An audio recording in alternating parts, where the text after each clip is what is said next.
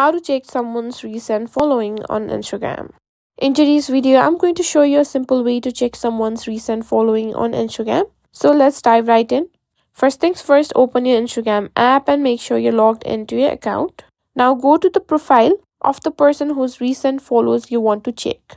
Now on the profile page, you'll see a section called following. Tap on it. Here you can see all the people that they follow. Now here's where the trick comes in. Instagram shows you the most recent followers at the top.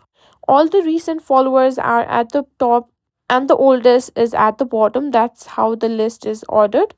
Typically, Instagram displays the people they follow in order of most recent activity. So, the people they follow recently will usually show up at the top of the list. Just keep in mind this method isn't 100% accurate. Sometimes Instagram may reorder the list or show accounts in a different way, but usually the most recent followers are at the top. And that's it. That's how you can simply check someone's recent follows.